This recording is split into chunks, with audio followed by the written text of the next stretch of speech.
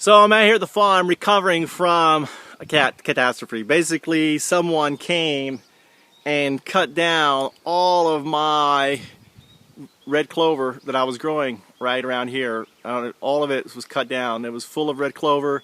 It was just starting to flower. Bees were all over it. And what's worse is right in this area here, I had all this beautiful buttercups. And the driveway too. The driveway was full of beautiful yellow buttercups, and whoever it was cut that down too.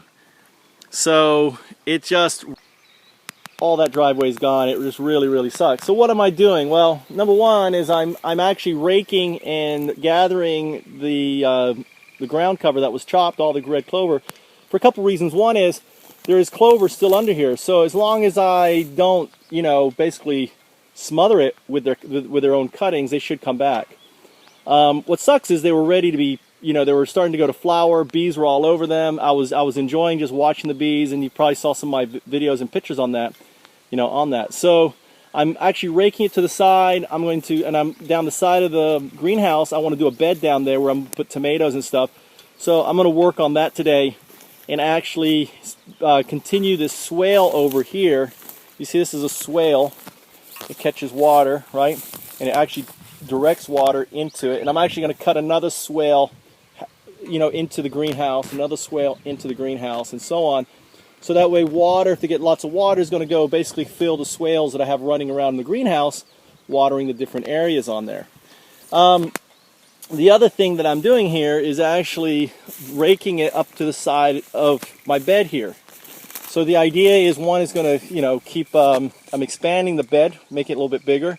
I'm keeping the weeds down that are going to be growing. And also I can use this when it dries out as actually ground cover around plants. As you can see, there's shea growing up all in here. Lots of shea. So I'm going to have tons of shea. I don't know if you can see it right there. You can see my strawberries. I got strawberries. I can pick another, $5 basket of strawberries. Growing for the kids. Take that home. They'll enjoy that today. So that's all shea. Those little seedlings is all shea coming up. So tons and tons of shea. There's another strawberry I don't really see in there. And these cans have worked a really good job. I haven't seen any crows around here ever since I put up these cans. And it's also helped, I think, keep the moles at bay too. So here's like a clover that survived the attack of the weed cutter. And and there's other ones. There's another one there, and so on. So I had about 50 to 100, fully mature clovers around here, all gone.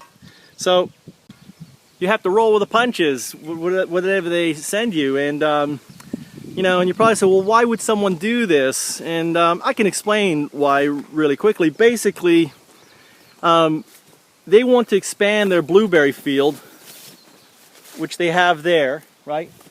When I took over this field here 2 years ago, and I got pictures of it, it was this high in weed, both of them. And I ended up spending hours and hours cutting it down. Now, I only worked on this one time. I've continued to work on this field for the last 2 years, and I've maintained it. I've controlled it. I've got it all cut down and everything else, as you can see, right?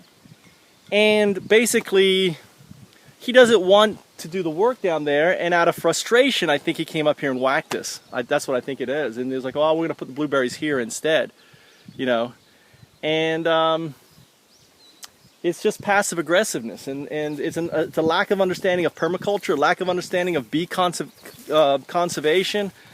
And there's a lot, you can see a lot of the clover. See, I've gone down there, right around here. Let me show you. So these are pretty mature clover plants that he didn't whack, and I'm going to actually tell him not to. I'm going to use these plants for my syrup. As you can see, in the last week, all the flowers are coming out now, right? All the flowers are here, and this is all what I want, all bee food. And what I want to happen is I want these flowers to drop, and ultimately in all these spaces that I'm leaving open, right? They will, grow. Or buttercups. So can you imagine, like purple, the red clover and the buttercups all growing around in here, right? So this is all clover I planted and I've been kind of maintaining. So, this is superfood. This clover will make a really good, herb sweetener. So this herb's full of goodness, super herb, right?